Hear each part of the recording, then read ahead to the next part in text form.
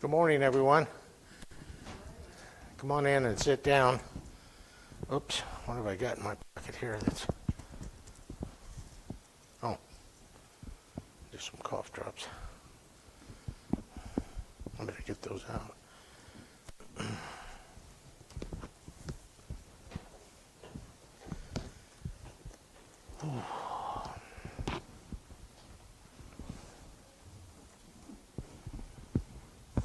Let's see. I forgot to clean my glasses. Good grief. Don't notice it until I really need them. Hi, good morning, brothers and sisters. Good morning. How are you guys? Oh, this is yours. Thank you.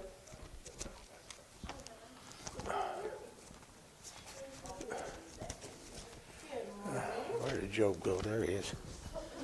Okay.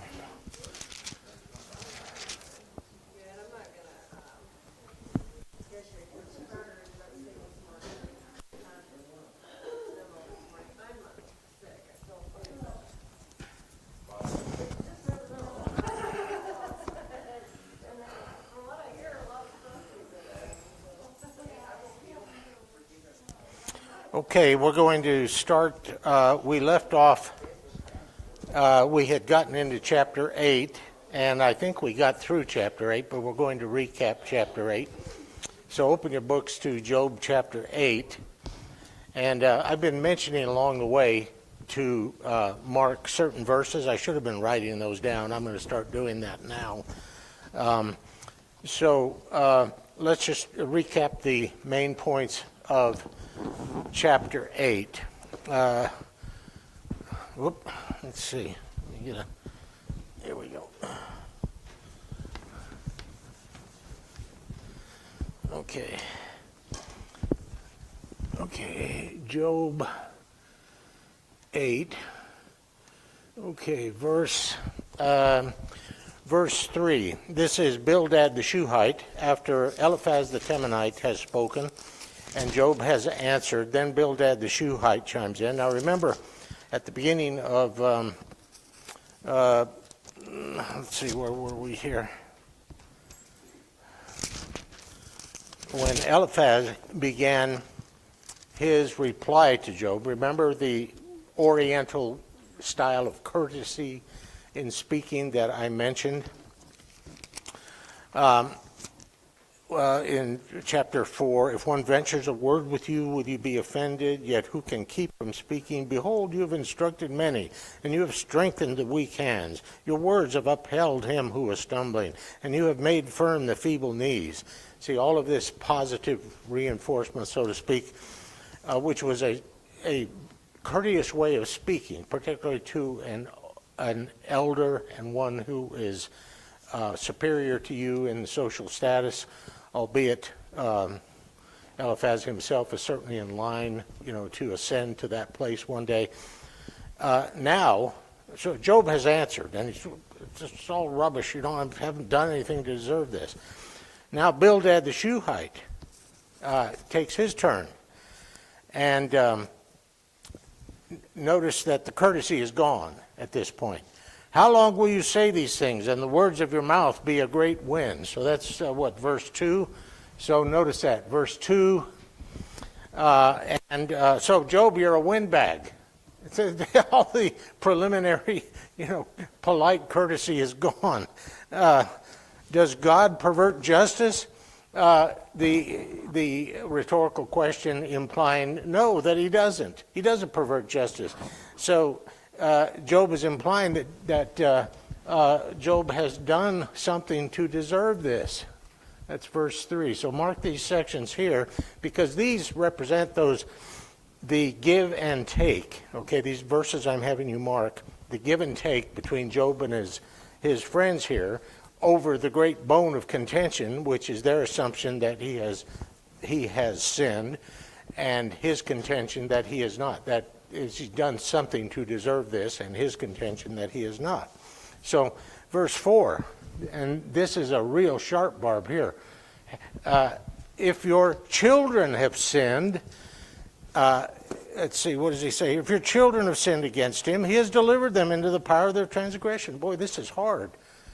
He's implying here the reason your children died and the house came down on top of them because they were all sinners. They brought this on themselves. This is tough. So Bildad is really going at him here. Verse 5. If you will seek God and make supplication to the Almighty, if you are pure and upright, surely then he will rouse himself for you. That's verses 5 and 6. And then let's go on down to verse 11 here in chapter 8. Can papyrus grow where there is no marsh? Can reeds flourish where there is no water?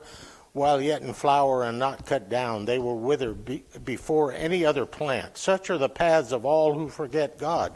This is your situation, Job. Verses 11 through, where does that go there? Through 13. You are withering because the water of God's nourishment has been withdrawn from you because of your sin. That's the implication here. Can papyrus go where there is no marsh and reeds flourish where there is no water? No, is the answer. Such are the paths of all who forget God. So, and then verse 20.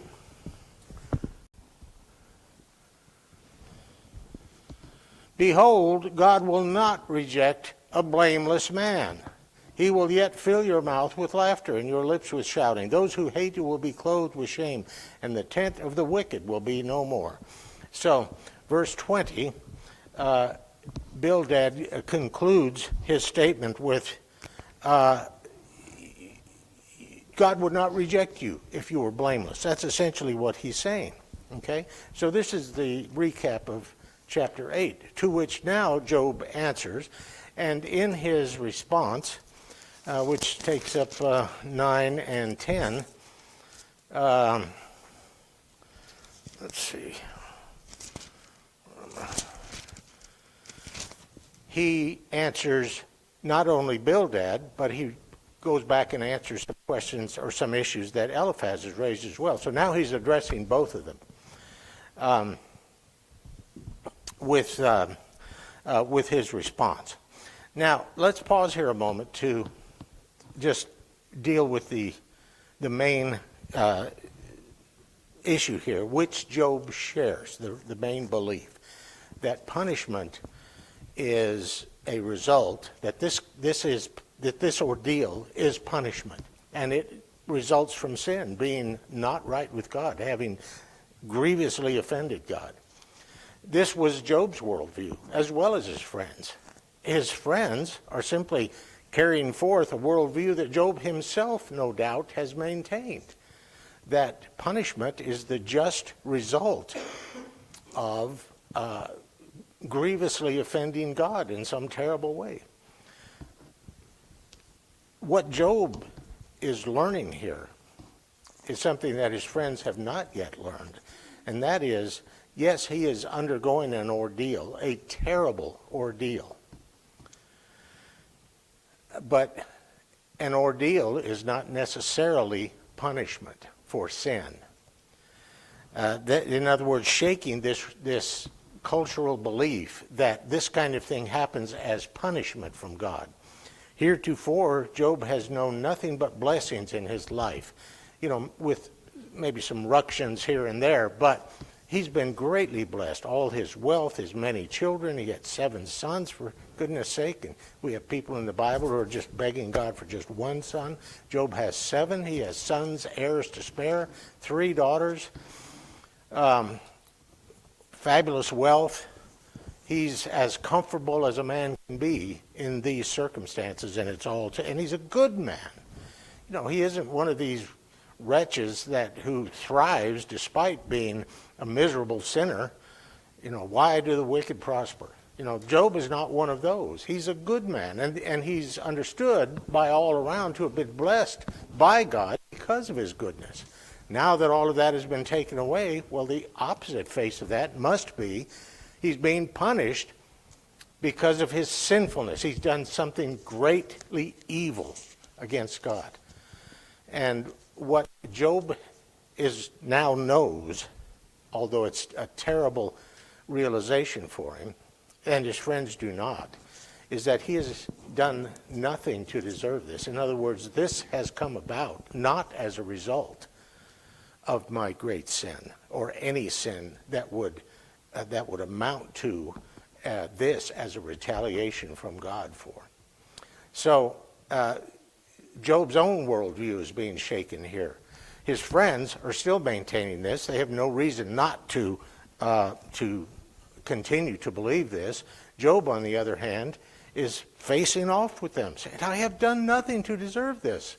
In other words, he's not only challenging that they maintain and taking the opposite view, that what they are maintaining, that he has sinned and that has brought it about upon him, but challenging their worldview about this and his own worldview. So he's not only struggling and contending with them and their understanding, he's contending with his own understanding about this. So keep that in mind as we go forward here.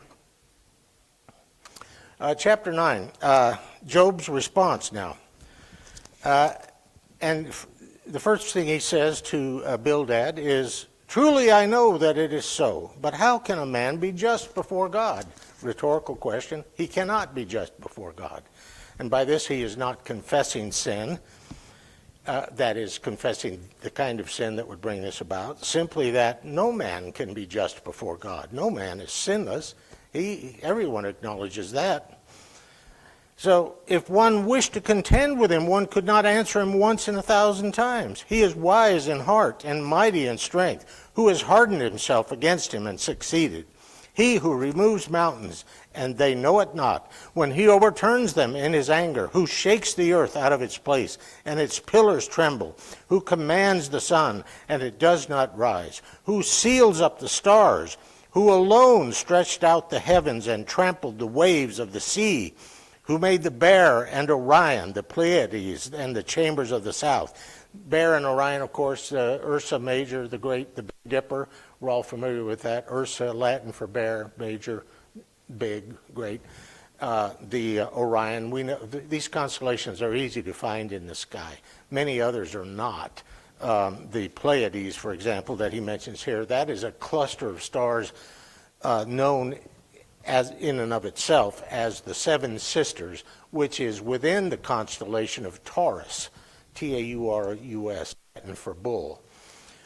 So I don't know where that constellation. I couldn't find it if I had to.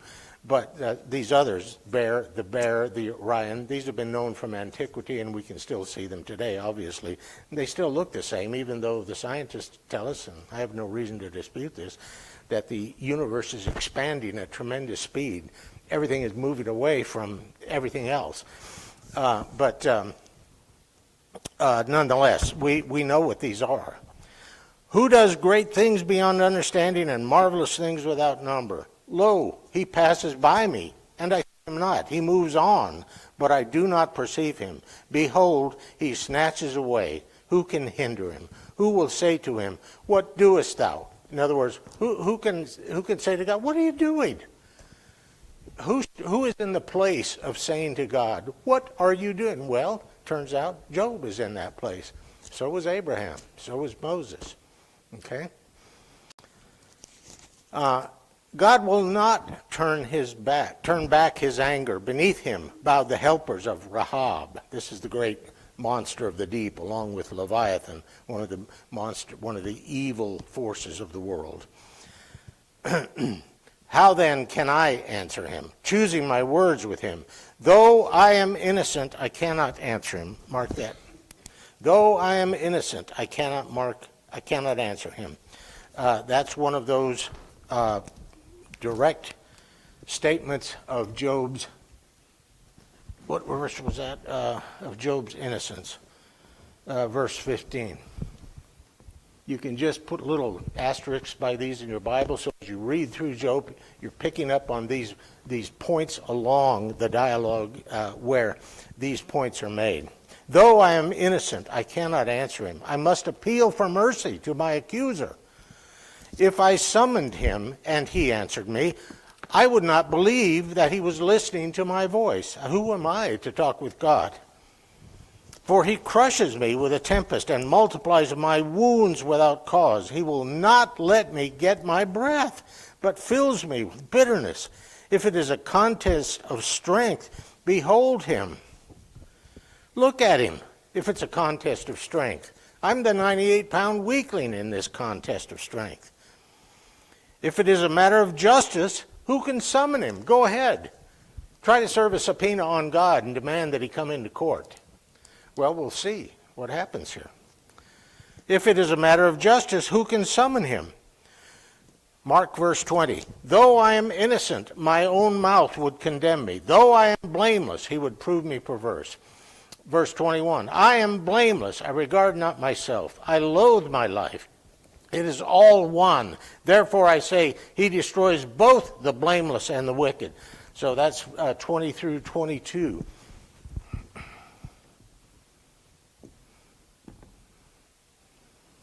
Blameless, blameless, blameless. I am blameless. Though I am blameless. Though I am innocent. Though I am blameless. When disaster brings sudden death, he mocks at the calamity of the innocent. So now Job is starting to, find his range a little bit.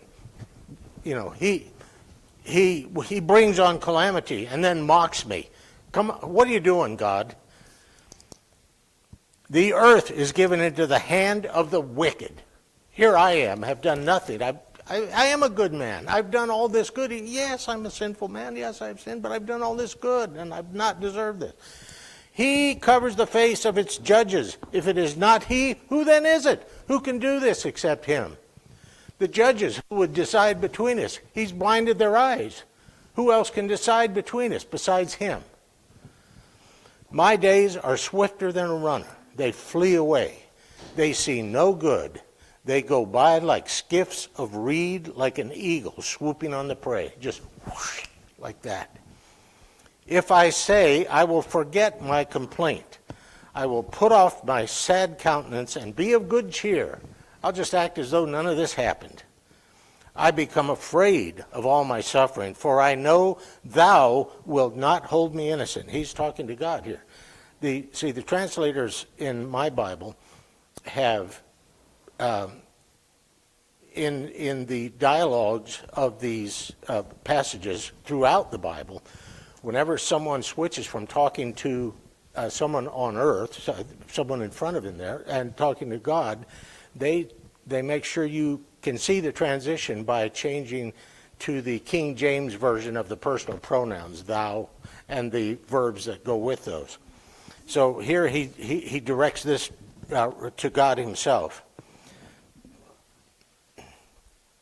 I become afraid, verse 28, I become afraid of all my suffering, for I know thou wilt not hold me innocent. You will not hold me innocent, God. I can't stand against you. I shall be condemned. Why then do I labor in vain? Well, why do I do all this? Why have I lived my life this way?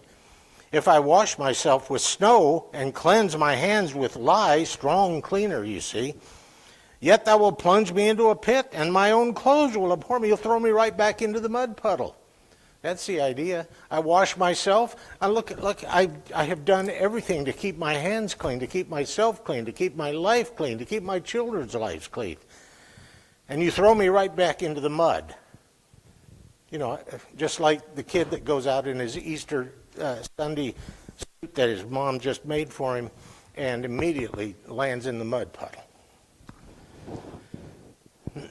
Except that he did it.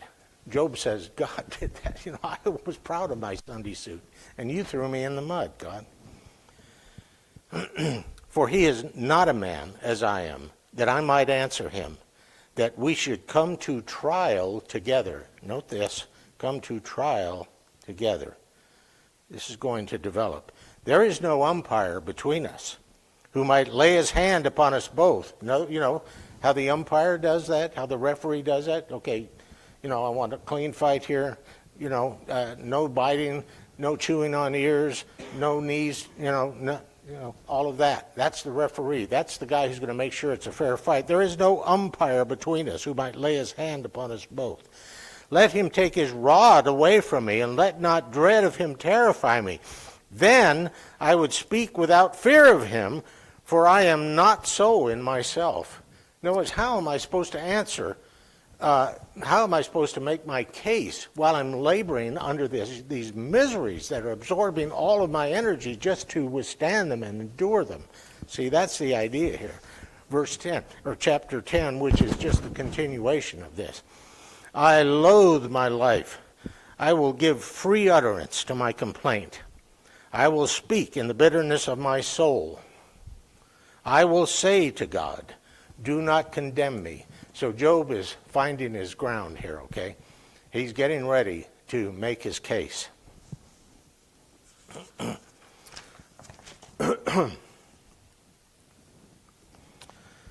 Verse 2, I will say to God, do not condemn me.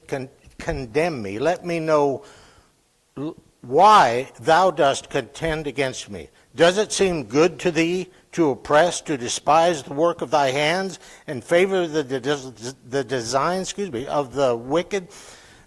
Notice how he's been complaining about how helpless he is here under these circumstances, but now he's starting to find his range a little bit here. He's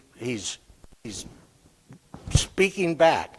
Have you ever seen, somebody being bullied in a fight, and they're backing up, and they're no, and then one lands on the nose, and suddenly this rage just, and this little guy who's getting bullied suddenly explodes like a dynamo and is coming back, okay, and he's just reining the bully back and forth. He's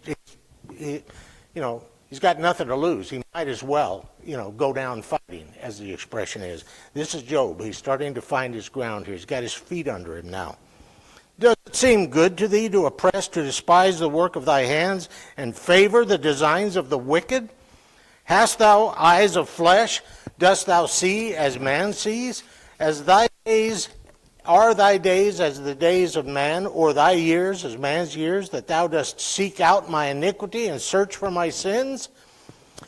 Although thou knowest that I am not guilty. Mark that verse 7, chapter 10.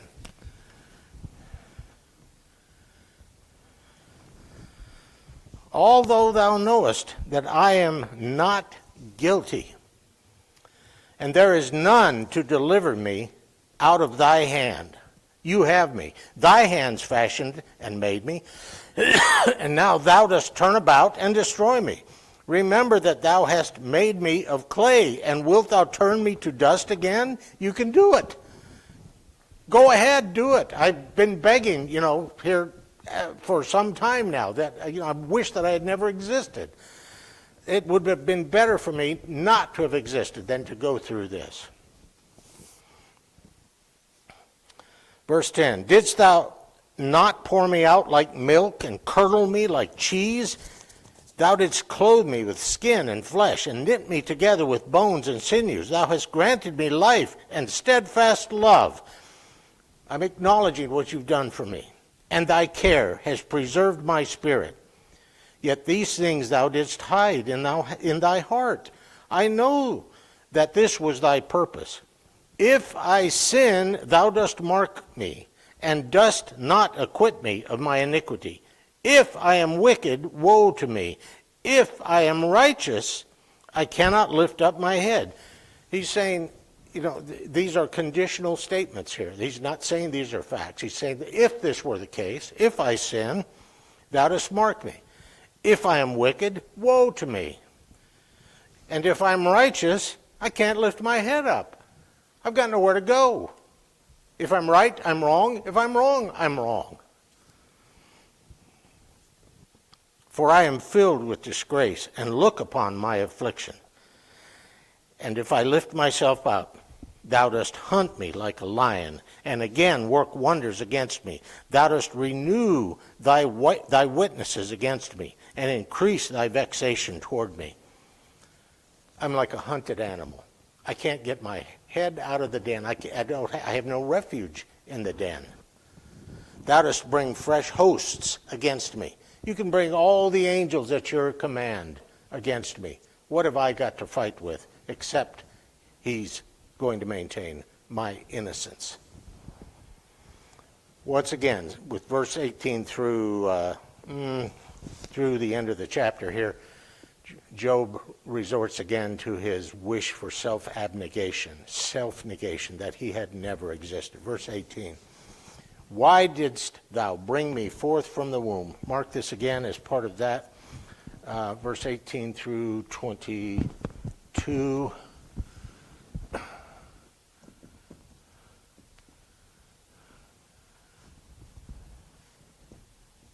Self-negation.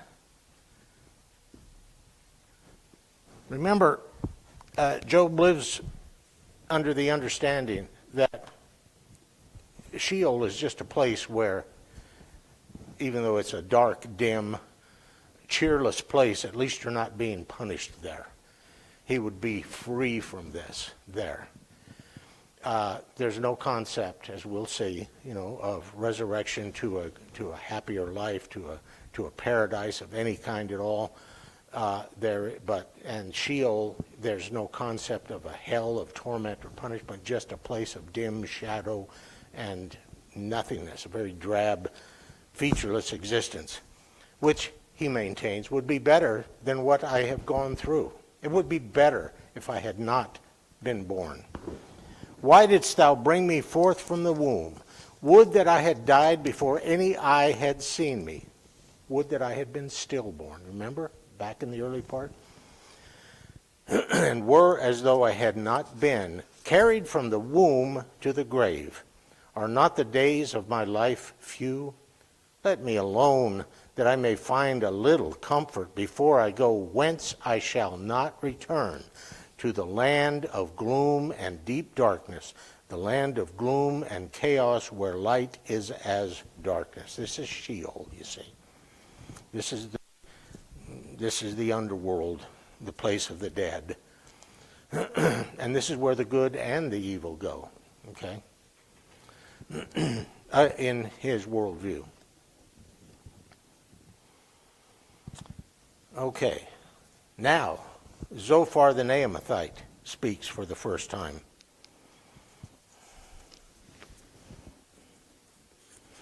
Where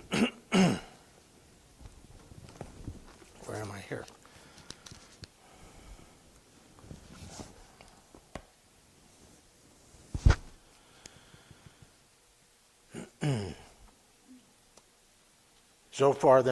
Then the Zophar the Naamathite answered, should a multitude of words go unanswered, and a man full of talk be vindicated?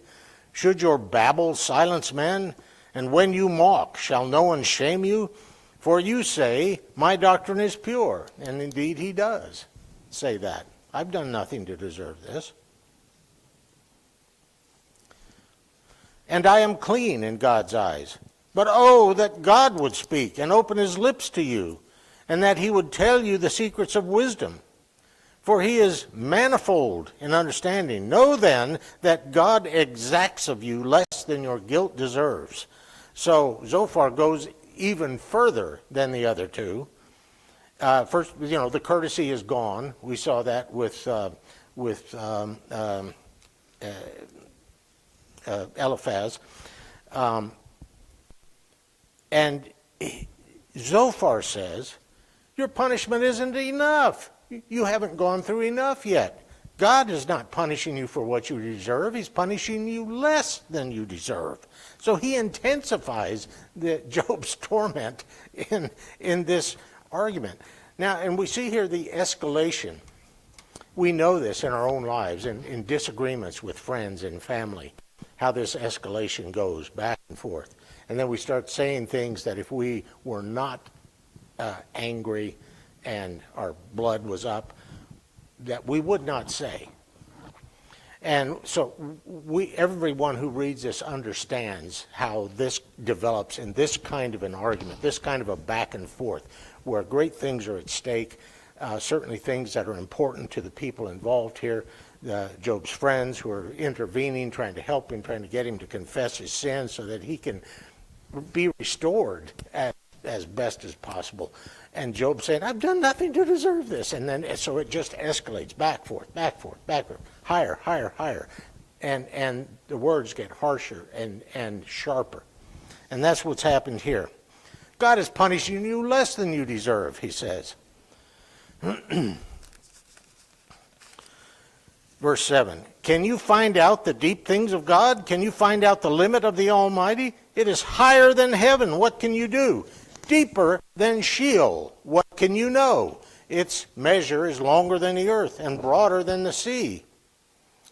If he passes through and imprisons and calls to judgment, who can hinder him? For he knows worthless men. When he sees iniquity, will he not consider it? Will he not take it into account? In other words, now he's implied that Job is joined to the worthless men, and that his iniquity is being taken into account by God. And it's like the gloves are off, okay? This is what we might call an intervention, trying to get hard with people, get tough with them, get them to face the fact, because the stakes are enormous. Job is already suffering terribly. He's already been afflicted physically, spiritually, in every way that you could possibly afflict a human being on this earth, except he's still alive, even though he wishes he wasn't. And so from their standpoint, desperate measures are needed, and the gloves are off. Will God not see a word? What does he say here? He knows worthless men. When he sees iniquity, will he not consider it? Will he not take it into account, as he is doing with you, Job, is the implication. But a stupid man will get understanding. Now he calls Job stupid. A stupid man will get understanding. Under normal circumstances, he never would have said this to Job. I mean, a man in Zophar's position never would have addressed Job, a superior, in this way. It's just an indication of how intense this has gotten, you see.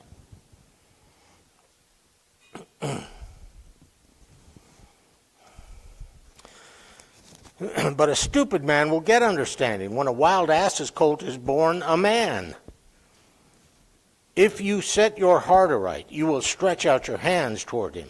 If iniquity is in your hand, put it far away, and let not wickedness dwell in your tents. Surely then you will lift up your face without blemish. You will be secure and will not fear. See, this is what you have to do, Job. You've got to confess. Come on now. I mean, this has gone on long enough. You will forget your misery, and you will remember it as waters that have passed away. And now there's a little bit of conciliation coming in. And your life will be brighter than the noonday. Its darkness will be like the morning. And here Zophar is not saying that all of these things will be restored to you that you've lost. He doesn't mean that. But what he does mean is that God will lift his hand from you, and it will be as times of refreshment. Even if he never restored any of the things that you've lost, but he simply took away these terrible sores from your body, and just let you live without that, and not dealing with the physical misery of this, the horror of it. It would be as though your life was new again. You will forget your misery. You will remember it as waters that have passed away, and your life will be brighter than the noonday. The darkness will be like the morning, and you will have confidence because there is hope. You will be protected and take your rest in safety. You will lie down, and none will make you afraid. Many will entreat your favor, but the eyes of the wicked will fail. All way of escape will be lost to them, and their hope is to breathe their last. See, all the wicked who rejoice in your downfall, their only hope will be to die.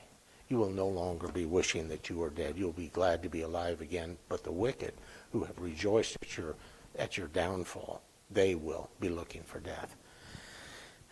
So he tries to ease this at the end, even though he's been very, very harsh at the beginning of his statement. He has been worse than any of them so far. Bildad starts out very courteous, and Eliphaz jumps in. Come on, what is this? And Zophar comes in. You're worthless. You're stupid. Of course you've sinned. You've got to stop this. God is not, is not stupid. He sees wickedness and he accounts for it. That's what's happening to you. It was Bildad, was it not, who said, your children have gotten what they've deserved. Terrible. Okay, we're doing good here. All right, so now Job is going to answer. Now he's talking not only to Zophar, but the other two as well. So each one who has spoken has made points that Job in each then succeeding reply attempts to address and keep addressing, because what they're maintaining is always the same. You've sinned, you've got to repent.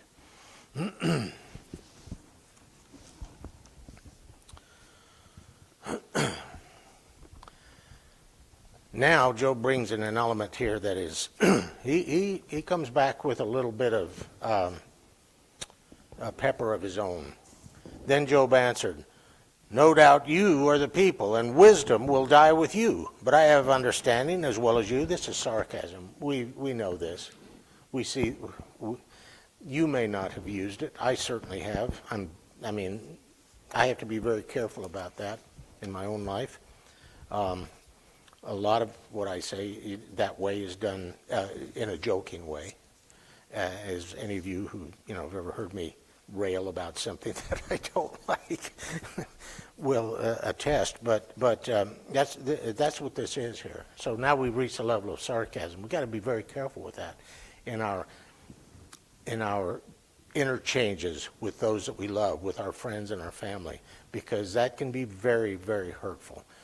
Particularly because those that love us the most and have known us the longest know where the weak points are. They know right where to put that shaft, right in there. And those shafts go home.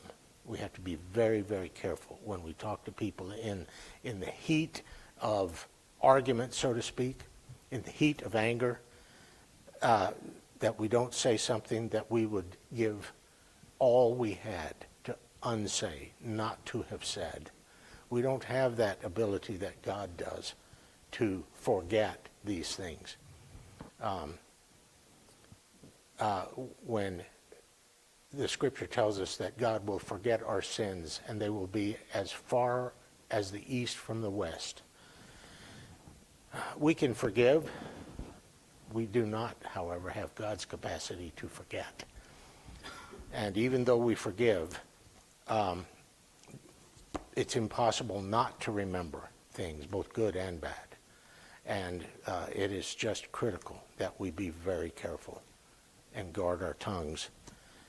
And this is pretty mild here, but we all know the sharpness of sarcasm and criticism that is aimed at the heart.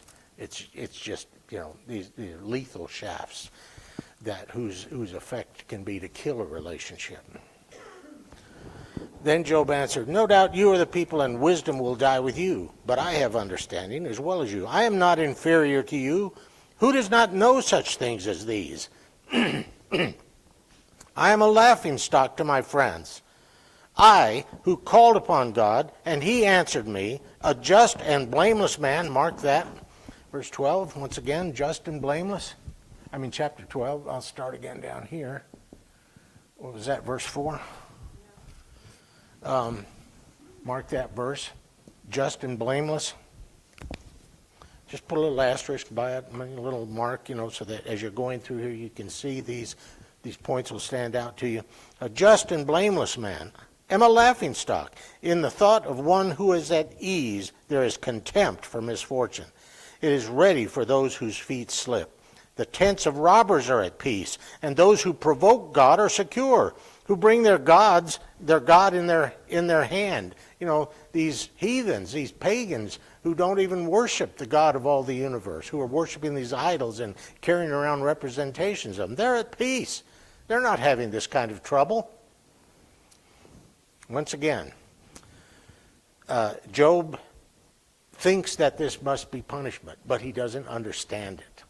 Because in his view and in the view of his friends, punishment of this kind comes about from offending God deeply. knows. He does not understand this. And so he looks out at those who are offending God, who are openly offending God. They're not experiencing this. He is completely at a loss to understand this. But he doesn't cave. He knows that he has not done anything. I am blameless, a just and blameless man. Verse 4. Verse 7. But ask the beasts, they will teach you. The birds of the air, and they will tell you. Or the plants of the earth, and they will teach you. And the fish of the sea will declare to you. Who among all these does not know that the hand of the Lord has done this? In other words, stop telling me that God has brought this about on me. Everybody knows this. The stars of the universe know this. The fish know it. The plants know it, for heaven's sake. Why are you telling me this? I know this. Verse 10, in his hand is the life of every living thing and the breath of all mankind. Does not the ear try words as the palate tastes food? Wisdom is with the aged, and understanding in length of days. With God are wisdom and might. He has counsel and understanding. If he tears down, none can rebuild. If he shuts a man in, none can open. If he withholds the waters, they dry up. If he sends them out, they overwhelm the land. With him are strength and wisdom. The deceived and the deceiver are his.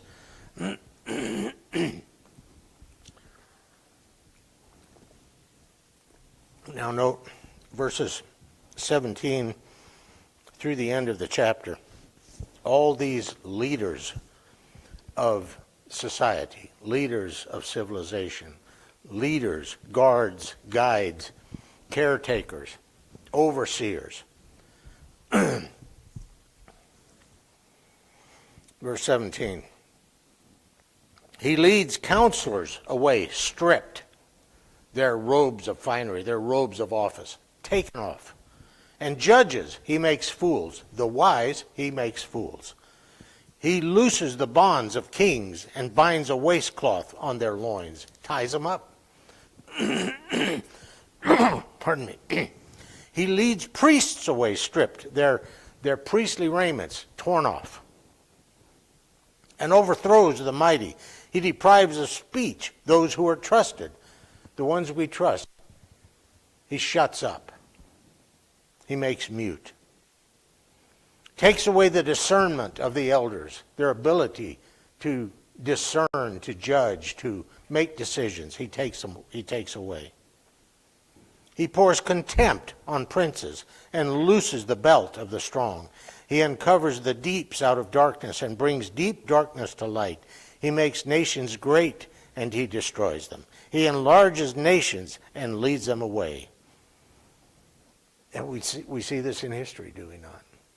Nations rise and fall, rise and fall, rise and fall.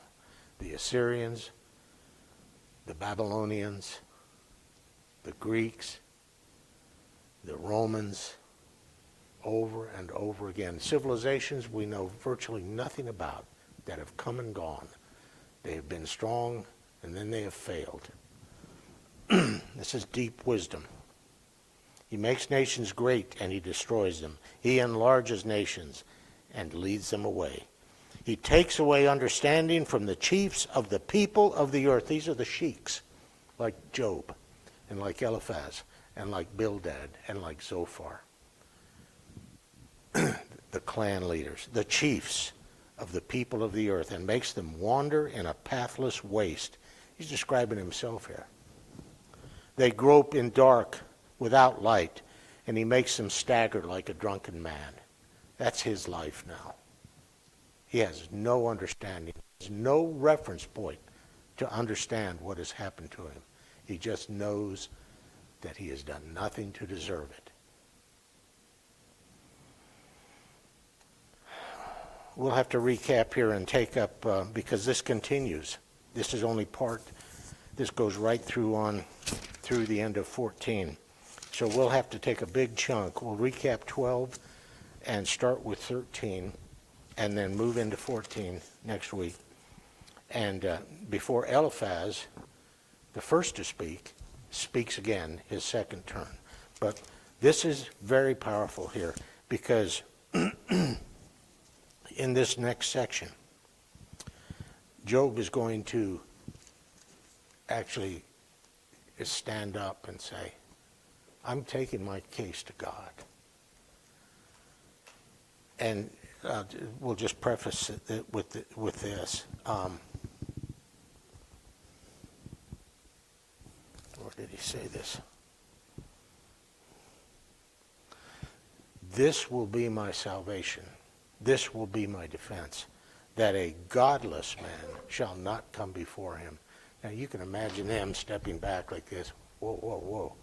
You're going to stand up before God and maintain your innocence? He says, yes. I'm taking God to court.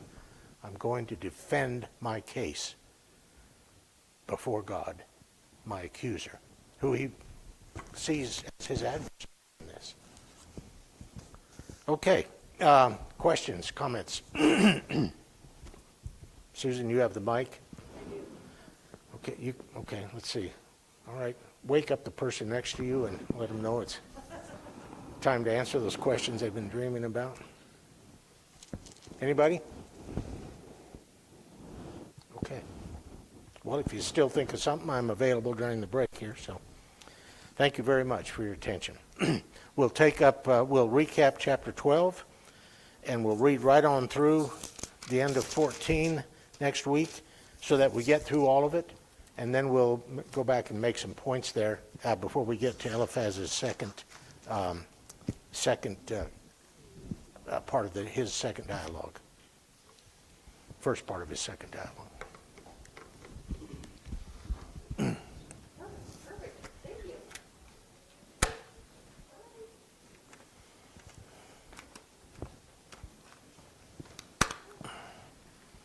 Hey, Sheila. I've been going through some things